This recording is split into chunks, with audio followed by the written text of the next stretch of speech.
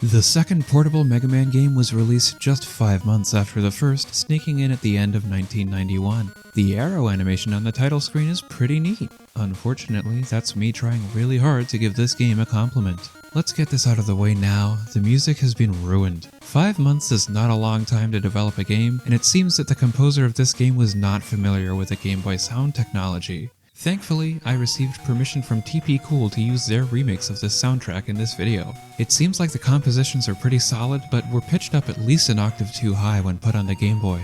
There's also at least one noticeably flat note every time it's heard in the game, and the percussion is repetitive and grating. TP Cool's video, What Mega Man II Should Have Sounded Like, remakes the soundtrack using the Game Boy's capabilities. There are a couple extra effects and improved percussion, but otherwise it's just pitched correctly and we can finally hear these tunes as intended. You can check out the original video in the description.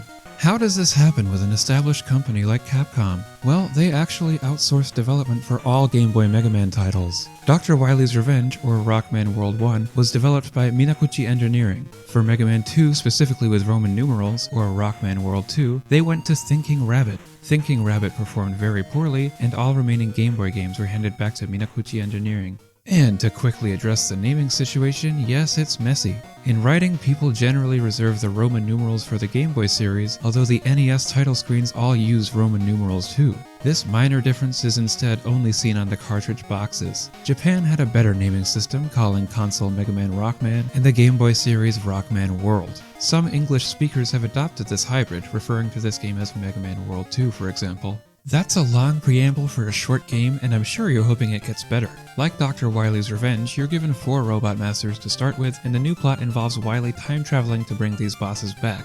Ultimately, the plot crashes and burns, but let's start with Metal Man stage. You'll see that a lot of artwork in this game is actually well suited for the Game Boy. The background is very detailed, and while it isn't animated like the NES counterpart for this stage, that was probably the right choice. Then it's all downhill from here. Literally down a few screens as well. But, already being let down by the entire game's sound design, I was also immediately exposed to horrible stage design. It's a miracle I didn't land in these spikes. If you scroll the screen down in the wrong spot, you simply don't have enough time to react to the spikes below, which instantly kill you as always. And that background I praised also disappears entirely in the lower part of the level. The ceiling spike traps flicker non-stop, the enemy moles aren't programmed correctly, and the original music was going crazy in my ears. Not the good crazy, we're off to a very bad start. It's worth noting that Mega Man has learned to slide since his last handheld adventure. This was first introduced in the console Mega Man III. I was sliding my way through this stage, which might be necessary on the conveyors. The second half of the stage improves, but it doesn't have any highlights. Metal Man was waiting for me at the end of the stage, and I quickly figured out just how easy he was to beat.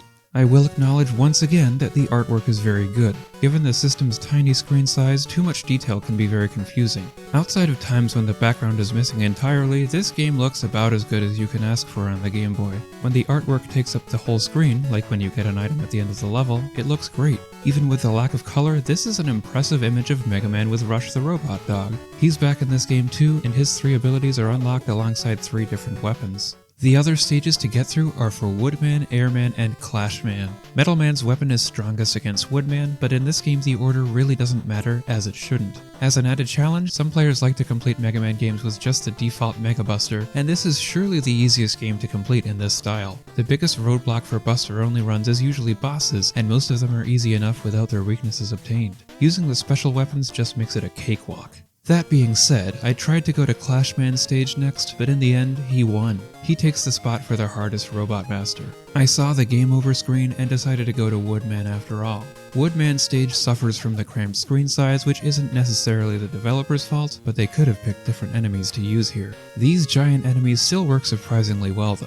It's the small ones that somehow get in the way. In almost every stage you're going to see easy challenges, and every now and then there will be an enemy placement that simply seems impossible to dodge. The lack of planning and testing is shocking, even if they only had 5 months. The battle with Woodman is hilariously unbalanced. When he's using his leaf shield, you can still shoot through it with the Mega Buster. Not much of a shield, is it? The leaves only deal 1 damage to Mega Man, since the developers figured out leaves aren't very threatening. In contrast, Woodman goes down to just 4 metal blades. But wait, suddenly leaves are harmful again. Airman is absolutely obliterated by them, and you can damage him by sitting there with a shield and doing absolutely nothing, waiting for it to blow away. Finally, it's back to Clashman with the air shooter and... no, this is still hard, what? I ran out of air shooter and he's still alive? I mean, come on, all the other weapons are ridiculously overpowered, why bother making this one fight different? It must be because they didn't translate his name. In his first appearance, he was Clashman in Japan and Crashman in the translations. 4 stages down, and we already get within a few feet of Dr. Wily. You're standing on his trap floor, though. He sends you down into a familiar-looking room with 4 large teleportation capsules, only this time they don't lead directly to new bosses. Instead, you'll have to play 4 more stages, ending with Robot Masters from console Mega Man III. I like this a lot more than the way Dr. Wily's Revenge brought in extra Robot Masters at the end. It's not perfect, though. It would be a lot nicer to know whose stage you're tackling before you enter a capsule, and there's not even an introduction for the Robot Master at the beginning of these stages. The new selection contains Needleman, Magnet Man, Hardman, and Top Man. They all feel rather easy, both the stages and the bosses, with a seemingly increased chance of collecting 1-ups from defeating enemies and a plethora of E-tanks that are overly easy to reach. There is an improvement over the first Game Boy game that I noticed though. I love playing Mega Man games because his controls feel very refined, and I didn't have that in Dr. Wily's Revenge. He was oddly floaty there. Here, the developers got much closer to matching the precision of his controls on the NES, and that deserves some praise. I also like how you don't pause when picking up health in this game. Some other physics are messed up in brand new ways here, however. I bet you didn't expect that with how this review was going. Take climbing ladders for instance. Mega Man has always been knocked off ladders whenever he takes damage, but in this game you can just keep climbing like nothing happened. It causes a very glitchy looking animation, and it adds to the easiness of this game, and this series was always known for its high difficulty.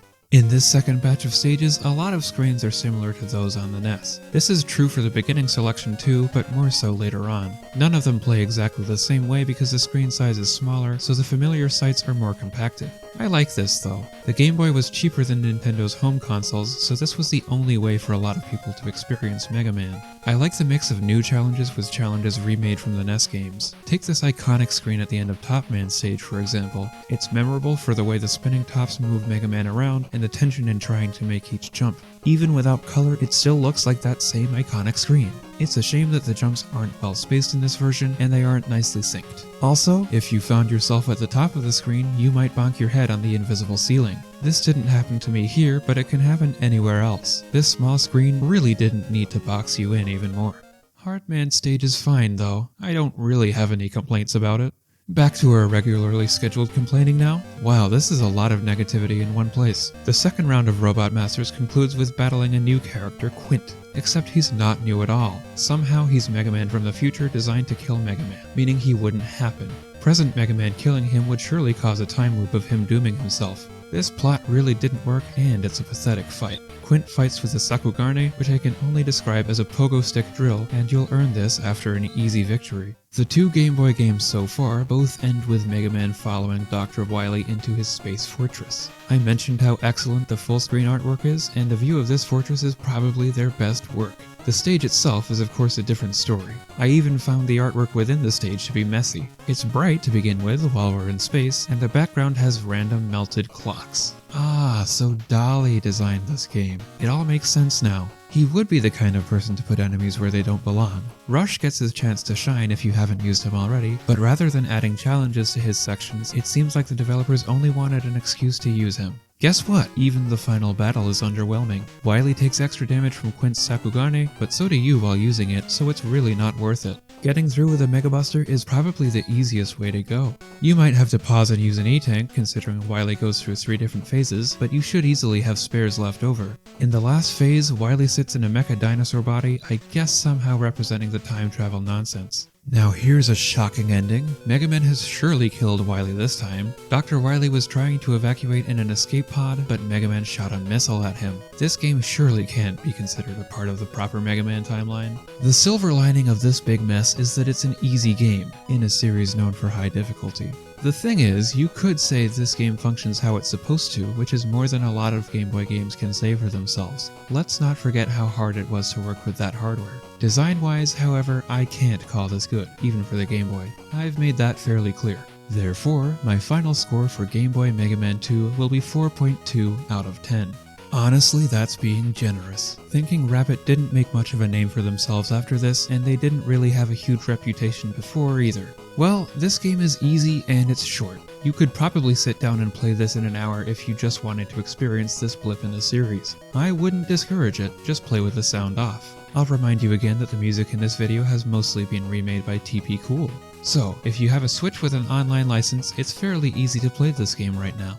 Japanese gaming magazine Famitsu had never been especially kind to Mega Man games, and Mega Man II only scored an average of 5.5 out of 10 from them. This was slightly lower than all of their console Mega Man scores, so I see this as fair for the time. US magazines, on the other hand, gave this bafflingly high scores. Nintendo Power featured a 6-page preview bringing much more excitement than this game deserved, and gave it a total score of 15.3 out of 20. Electronic Gaming Monthly awarded it with 8s across the board, just like they did with the NES Mega Man IV the previous month. I don't get it. I never hear people rank this game highly even if they grew up with it.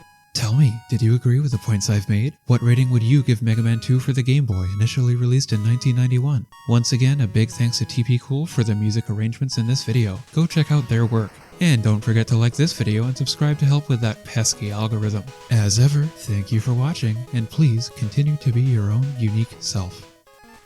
This chat goes off the rails so often, yeah. I don't know why, I couldn't be me. I'm so railed. Okay, wait. I'm so on the rails.